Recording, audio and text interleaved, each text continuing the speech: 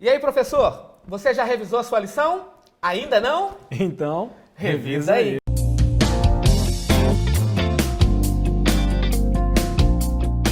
Amigo, seja bem-vindo mais uma vez à nossa classe online para o professor.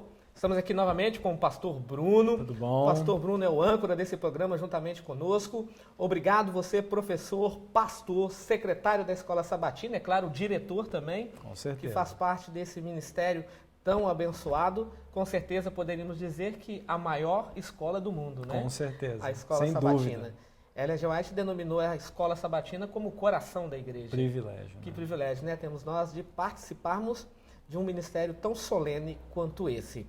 Temos hoje também participação da Novo Tempo, temos a doutora Jéssica também Que conosco. já está nos acompanhando. Já tem nos acompanhado, Muito né? bom. Ela já está aí conosco aí desde a primeira lição, já estamos entrando na 8ª lição. Muito rápido, né, pastor? Muito rápido. Olha aí. E que tema abençoado. Muito bom. Esse é, talvez aqui, já casando o central da lição com o título, né, da lição. Justamente. Mas, pastor Bruno, antes de começar, vamos orar. Sim. Depois nós vamos pedir, então, o pastor Lanza. Hoje temos a alegria de ter o Ah, pastor ele que Lanza. vai nos ajudar hoje. Ele que ministra ali as lições da Bíblia, né? Que no bom. Novo Tempo. E eu, particularmente, gosto de assistir a ministração dele do estudo da lição. Muito bom, parabéns, pastor Lanza. Obrigado por participar conosco também. Então vamos orar. Vou orar com você, professor. Feche os seus olhos então e ore conosco. Senhor Deus e Pai, louvado e exaltado seja o teu santo nome, porque o Senhor é digno. Amém. A nossa gratidão a Ti, Pai, por tudo que tens feito por nós, pelos Teus cuidados, em especial na vida de cada professor, de cada diretor, secretário da Escola Sabatina, assim também como o pastor distrital, que todos possam receber as Tuas bênçãos, Senhor. Amém. Que o Senhor também possa nos conduzir através do estudo, assim também como o pastor Bruno, eu, Laudemar, que faz parte da mídia, das filmagens conosco, e também a doutora Jéssica, que tem nos agraciado com a sua presença, falando para nós também a respeito dos pontos pedagógicos que a lição vem nos apresentando. Te pedimos também o perdão pelos nossos pecados, pois nós te oramos no nome de Jesus. Amém. Amém. Então, meu amigo e pastor Lanza, qual é a dica de hoje?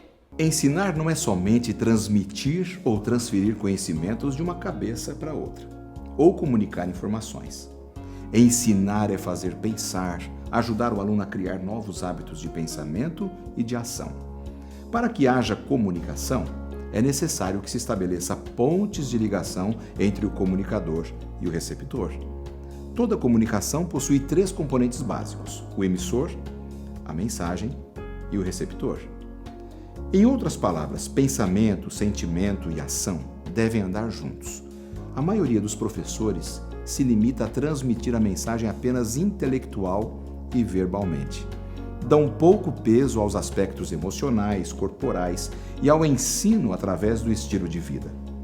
Professor, a dica de hoje é para que você reflita sobre as seguintes perguntas: o que sei e desejo que esses alunos saibam também? O que sinto e desejo que eles sintam também? O que faço e quero que eles façam também? Obrigado, pastor Lanza. Muito boa essa percepção. Os professores, anotem as ideias que vocês acharam mais interessantes e vamos lá, vamos participar com os nossos alunos. E agora, pastor Patrick, nós vamos também pedir para a nossa querida professora Jéssica, uma convidada, tem nos ajudado bastante. Ela vai também responder uma pergunta que vai nos abrir aqui o entendimento para essa lição. Professora Jéssica, qual é a diferença em estabelecer um padrão e criar uma regra na visão pedagógica? Diz pra gente aí. Boa noite, professor. Novamente estamos aqui para mais uma grandiosa aprendizagem. Obrigado pela pergunta.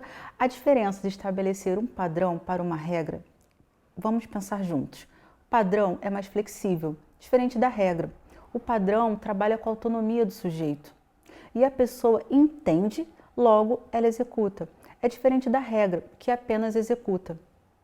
Ok. Jéssica, pegando carona aí então na pergunta do pastor Bruno, e querido professor, todas as perguntas que são elaboradas, elas vêm da lição de sexta-feira. Ah, então, a lição legal. de sexta-feira ela tem ali um sumário E tem algumas perguntas ali, geralmente são 3 a 4 perguntas, e aí elaboramos Pra então a tentar pergunta. dar uma concentrada, né? Justamente. Como a lição foi desenvolvida por pedagogos, né? Aí nós então trouxemos ela para somar força conosco. Então, doutora Jéssica, qual que é a importância da obra educacional na igreja? Qual que é o papel aí da educação? Será que a educação pode corroborar com pontos positivos ou negativos, né? Através da igreja, né? Então, qual que é a sua resposta aí, doutora Jéssica? Okay. Nunca se fez tão necessário pensar no outro, principalmente nesse momento, né, que estamos vivendo a pandemia, e a questão da resiliência, a questão da empatia deve ser trabalhada, o respeito mútuo, a troca dentro de sala de aula. Então, trabalhar o aluno em sua totalidade, para que ele possa estar vendo essa troca, estar num ambiente leve, que ele possa estar aprendendo, que ele possa estar trazendo as suas questões, porque o aluno, ele aprende e o professor também aprende com esse aluno, ou seja, é uma troca. A gente chama isso de um aluno crítico, reflexivo e autônomo. E assim se faz educação. A educação é uma troca constante, que o aluno, ele traz as suas questões para o professor e o professor também traz as suas questões para o aluno. De uma forma, eu sugiro de uma forma gradativa, nada imposto, né, para que tenha um ambiente acolhedor dentro dessa sala de aula. Ok.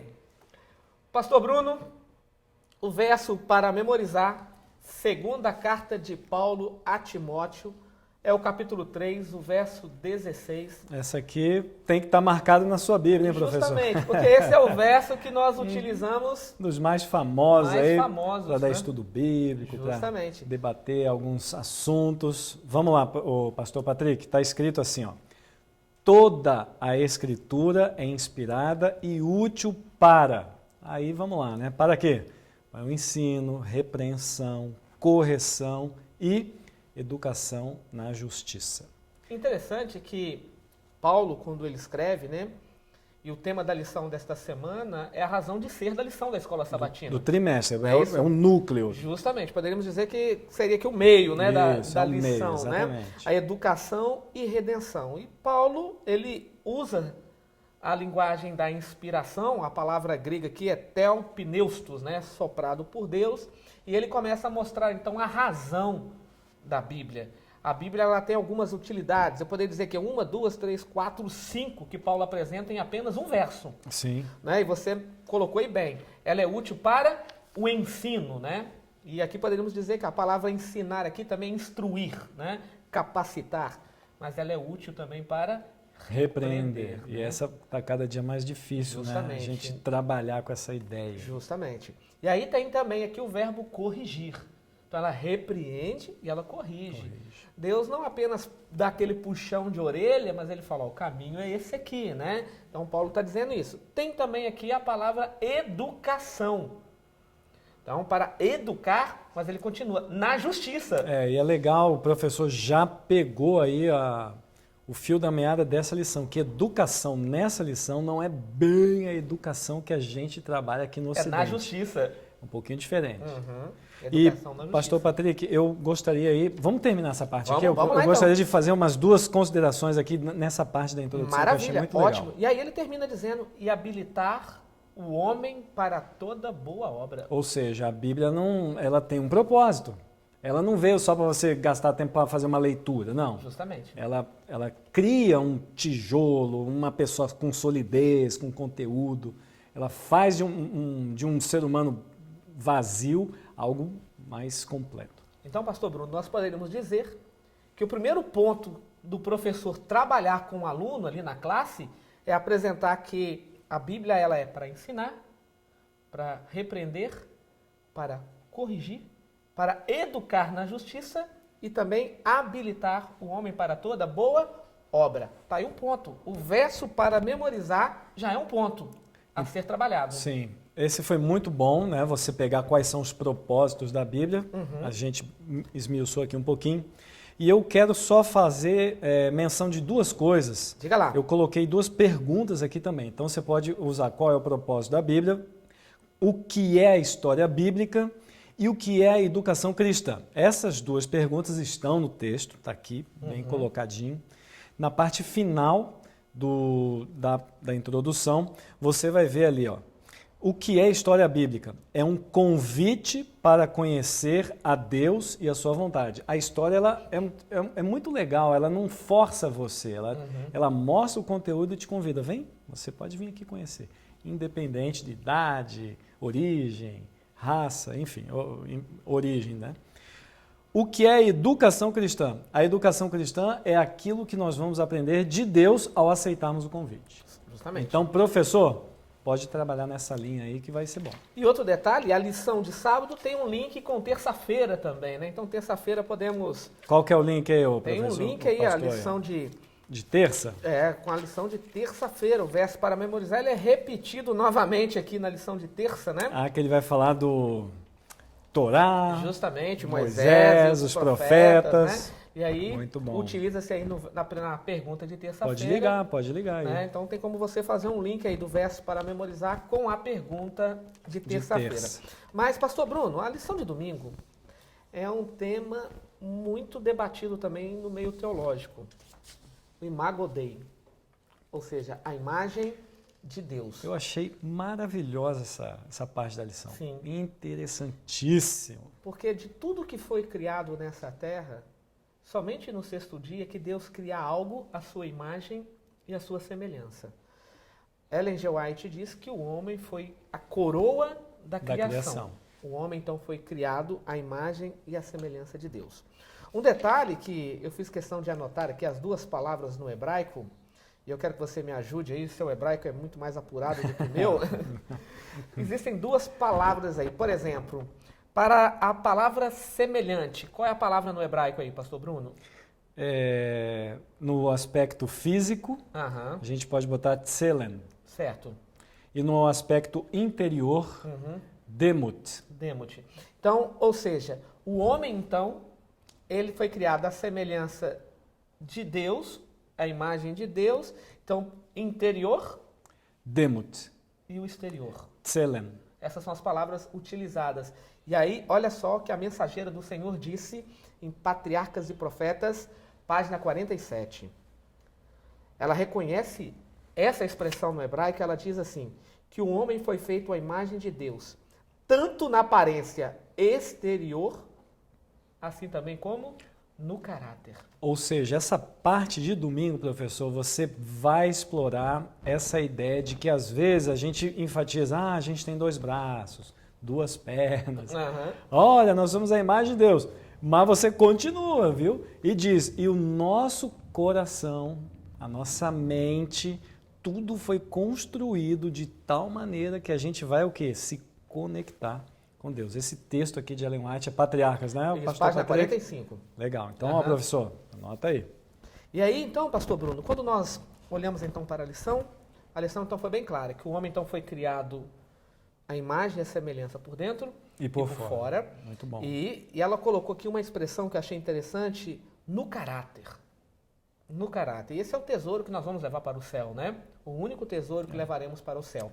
Mas eu gostaria, pastor Bruno, que você pudesse abrir 2 Coríntios 3, verso 18. É um texto extra para o professor. 2 Coríntios 3, 18. Verso 18. Isso tá aí. Aqui já. Ok? Tá até marcado. Já está marcadinho aí, né? Ok. É uma palavra de extrema importância aí. Eu gostaria que você pudesse fazer a leitura, pastor Bruno. Vamos lá.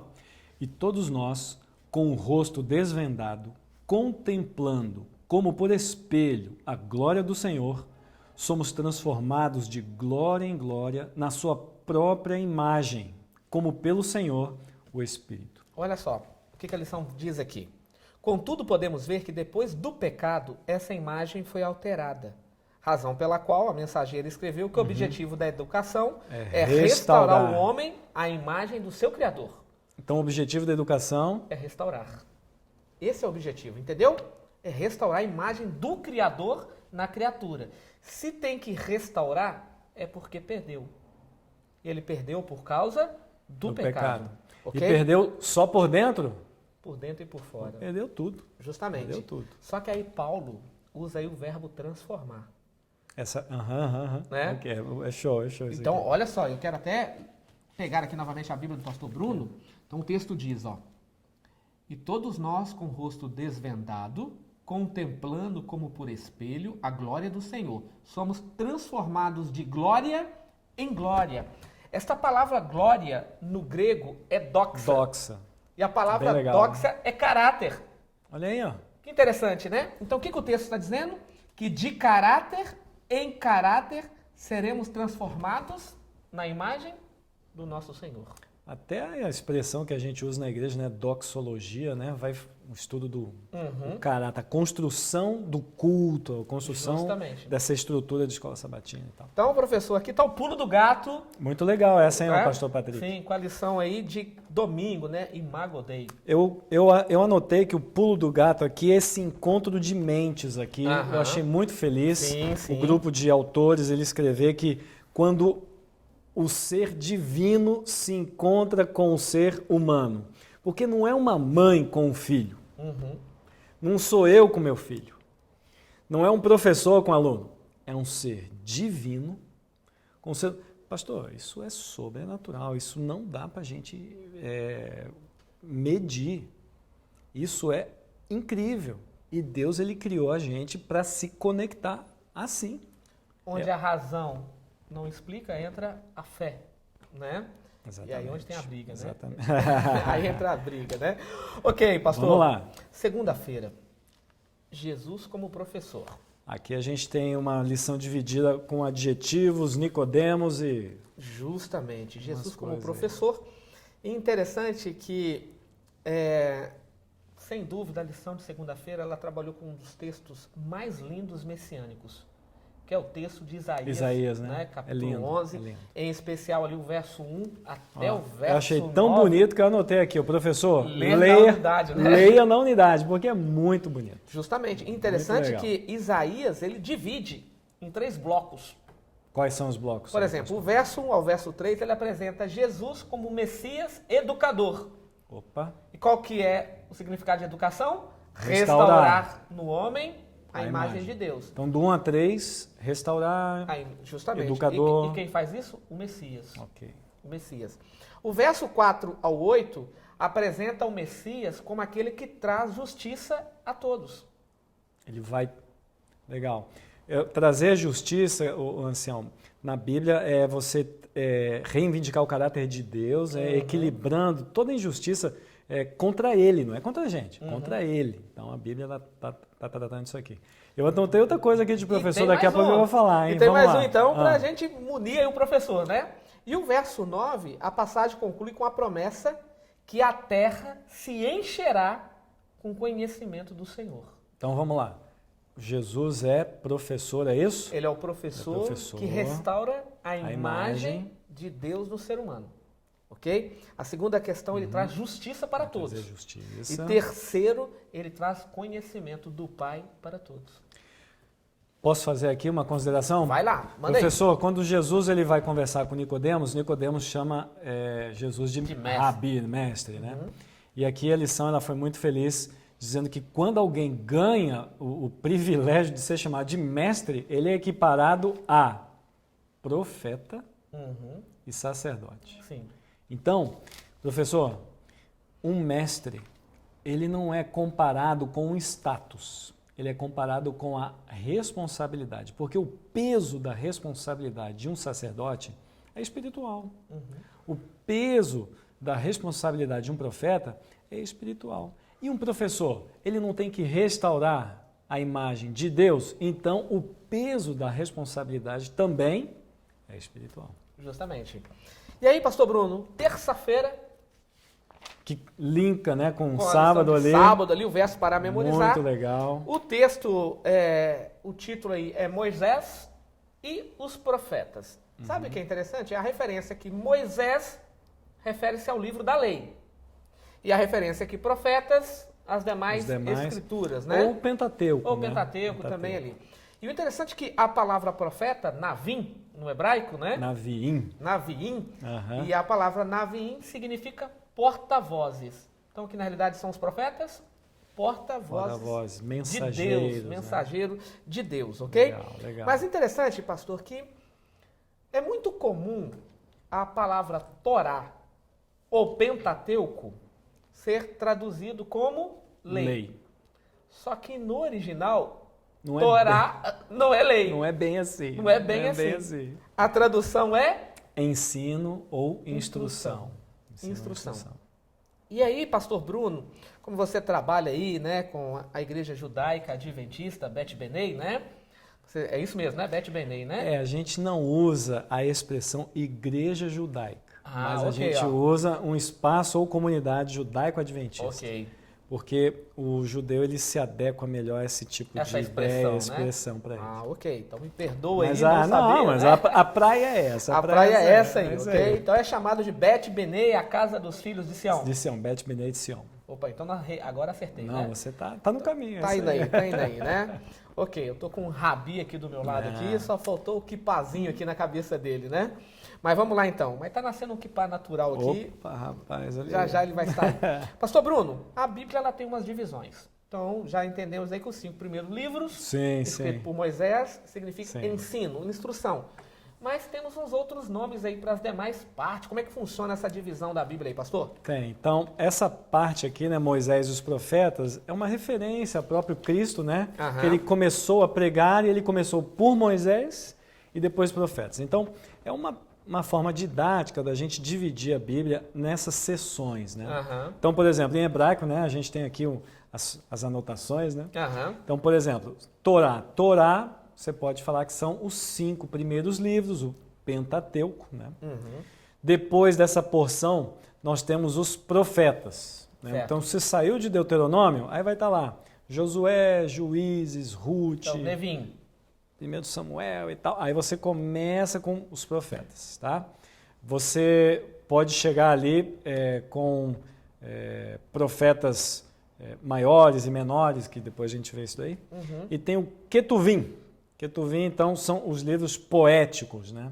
Quem são os livros poéticos aí? Fala aí pra gente. É só os Salmos, né, pastor? Não, Patrick? Eclesiastes. Quem mais? Jó. Jó é um livro poético. Provérbios. Né? Jó eu estou fazendo leitura de Jó, pessoal, na minha comunhão. Cantares. É fantástico. Cantares, né? Bom. São livros poéticos, né? Tá? Então, na Bíblia você vai ter a lei, que é essa parte que a gente pode falar, profetas e poesia. Eu estou dando um resumão assim, agora, né, para a gente Bruno, fazer uma... Só que a gente pode ainda dividir outras coisas ainda, né? Só uma pimentinha aqui. Vamos lá. Por que o Tanar só tem 24 livros no Antigo Testamento e quando pegamos a Bíblia que temos em mãos tem 39? A gente olha para isso e fica aquela questão. E fica assim, né? Porque no Tanar não há divisão de reis, crônicas, Samuel, eles né? não têm. Não existem essas divisões. Então, quando dividiram, aumentaram-se. Mas a quantidade é a mesma, né? Eles, como era um rolo, né? Então, Jesus ele se levanta para ler e ele recebe o livro de Isaías. A gente vai ver, acho que isso na próxima lição. Isso aí. E aí, quando ele abre Isaías, a ideia é ele abre crônicas, ele abre Samuel, é o livro em si. Né? Aí a gente divide porque às vezes você tinha 2 rolos. Mas na cabeça do judeu é aquilo ali, é um bloco só. Ok. Pastor, entrando em quarta-feira, vamos lá. Deixa eu fazer uma pergunta aí para o professor, para você, uma pergunta retórica, quem sabe, eu mesmo respondo aqui. Pense em você colocando um propósito no seu coração de ofertar ao Senhor. E você acorda bem de madrugada, faz todo aquele sacrifício. E aí à noite, você com o coração realizado, eu adorei o Senhor, ofertei ao Senhor, e Deus se revela em sonhos para você. E Deus olha para você e diz assim: Pastor Bruno, querido professor, peça, porque o que me pedires, te darei. Te dar. E aí? O que você pediria para Deus? Aqui é lição de Salomão, né? Justamente. Salomão, né? Esse homem, nada mais, ele nada escreveu menos, né? 3.000 provérbios. É muita coisa. Compôs 1.005 cânticos. Construiu, quem sabe aí, uma das primeiras maravilhas do mundo, né? Mas sem dúvida. Templo sem de dúvida. Salomão. Só o que Davi separou, você já lê na Bíblia, fica encantado. Né? Esse homem poderia ter pedido qualquer coisa para Deus, mas ele pediu um coração sábio para conduzir o povo de Deus. Pastor Patrick, eu até ganhei via rede social uma mensagem que diz assim: o mundo hoje não tem falta de conhecimento, o mundo hoje tem falta de sabedoria. Porque a sabedoria me ajuda a posicionar o conhecimento. Né? Então a gente, como adventista, a gente tem o nosso conhecimento, mas infelizmente, às vezes nós não posicionamos bem esse conhecimento quando vamos falar com pessoas de outras crenças, de outras linhas religiosas. Às vezes somos muito felizes e a ideia é essa mesmo, que a gente alcance essas pessoas. Mas a gente, para alcançar essas pessoas, precisa dessa sabedoria. Interessante que na linguagem da missiologia, Salomão, ele cumpre o papel de Israel. Porque o papel de Israel era aquela força centrípeta, né?